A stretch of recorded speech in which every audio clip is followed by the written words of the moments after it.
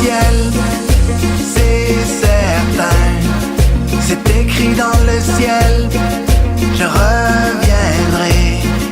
Je m'ennuierai de tes odeurs, je m'ennuierai de tes saveurs, je m'ennuierai de tes couleurs, je m'ennuierai de... Les gens payaient très bien, mais c'était long pour se faire payer. Il y avait très peu d'argent liquide qui circulait.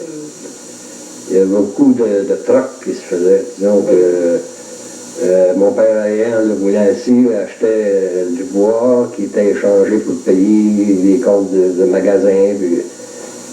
L'argent liquide était plutôt rare dans le temps. Et puis, surtout à l'hiver, les gens travaillaient en forêt. Ils étaient ce qu'on appelait des jobbers, des contracteurs. Et puis ça, ben, eux étaient payés au bout de 2-3 mois. Alors, naturellement, leur compte il fallait supporter ça. C'était difficile du point de vue finance. Ouais. Puis dans le temps, il n'était pas question de changer d'intérêt. Les choses étaient bien différentes. On parle de 45, presque 50 ans passés. Là. Le transport n'était pas organisé. Il fallait aller s'approvisionner en partie à Mont-Laurier, puis en partie faire venir nos choses de Montréal, par chemin de fer, aller les chercher au chemin de fer. C'était plutôt difficile les premières années, surtout pour les produits frais, les produits périssables. L'hiver, les chemins n'étaient pas ouverts. Il s'agissait d'aller à Mont-Laurier avec des chevaux, en sleigh. Alors, c'était un minimum de 2 jours pour aller à Mont-Laurier, coucher là, s'approvisionner, faire notre changement le lendemain matin, revenir au lac du Cerf. Moi, j'ai fait ça quelques fois. Je me souviens d'avoir fait ça avec Guy Maillet comme charretier dans le temps, avec les chevaux de son père, l'attelage de son père, puis les chevaux, puis les chevaux avec de la neige jusqu'au ventre. C'était pas facile. Quand on est arrivé ici, nous autres, il y avait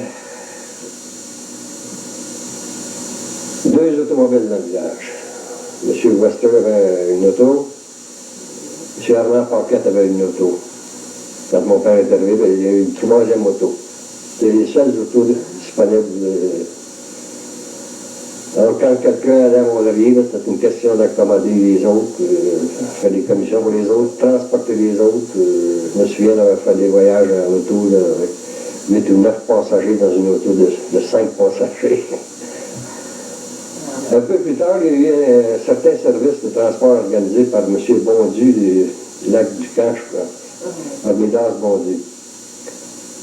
À l'été, c'était un service d'autobus, tous les 2 jours peut-être, qui passait par Pont-Main, lac du Cerf, Kemika, Val-Barrette et Mont-Laurier. Et à l'hiver, encore là, les chemins n'étant pas entretenus, c'était un service de snowmobile qu'on appelait.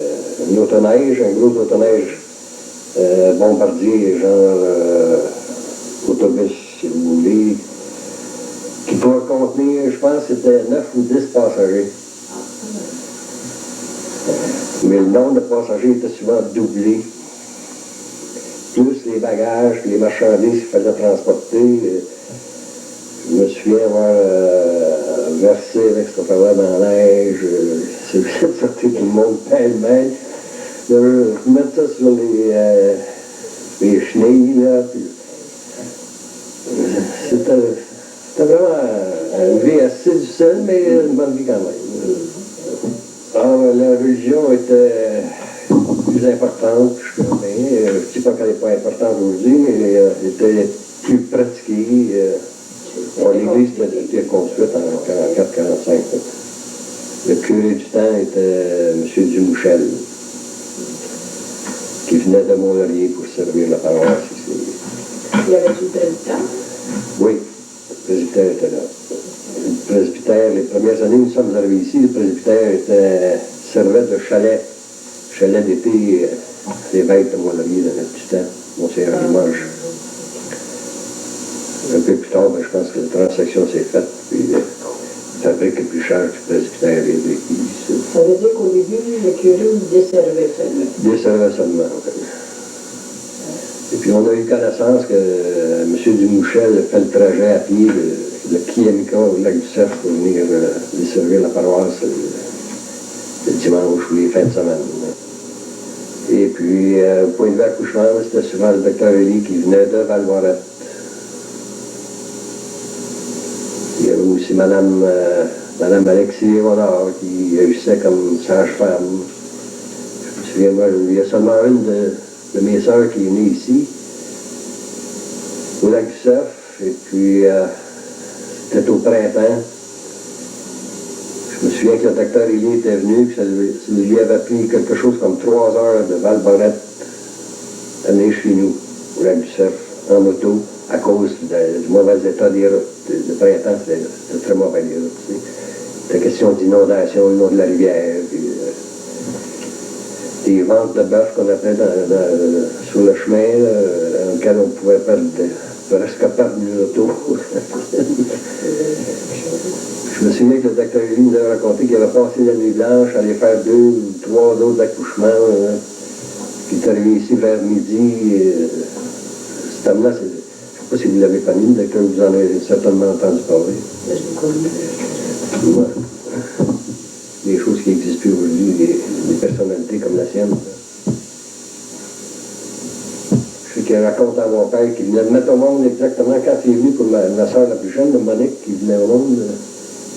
Il venait d'accoucher une dame, je ne me souviens pas du nom, quelque part aux alentours de Val-Barrette, Lac-François, quelque chose comme ça. Il disait que c'était le 13e accouchement qu'il faisait dans cette famille-là, puis qui n'ont pas été payés pour le premier accouchement encore, pour leur enfant.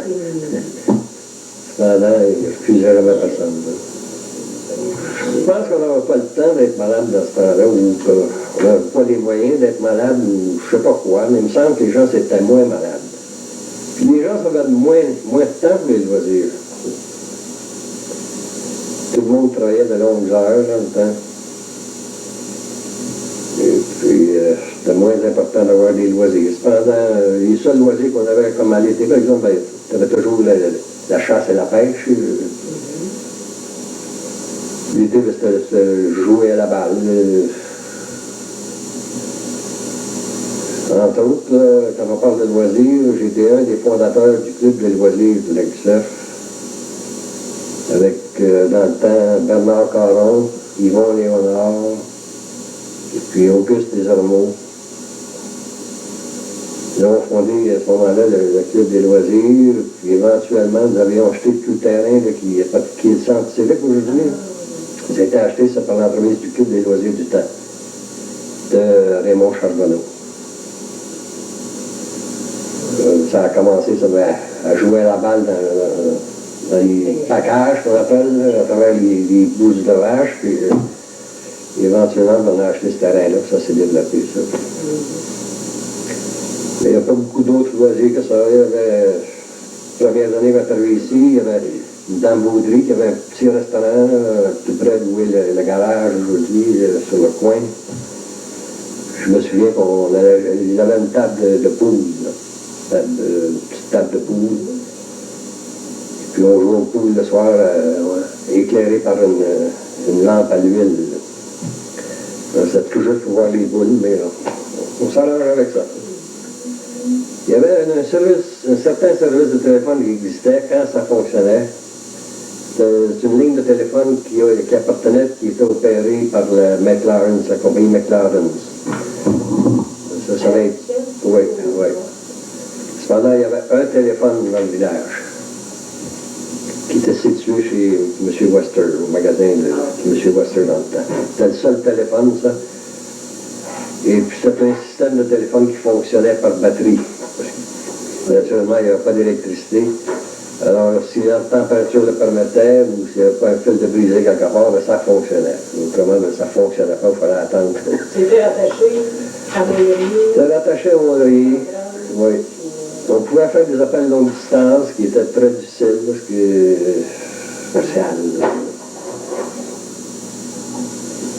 C'était pas facile, surtout pour faire des appels longue distance à Montréal. Il fallait crier dans le téléphone d'abord. On était souvent interrompu. Il fallait recommencer nos appels.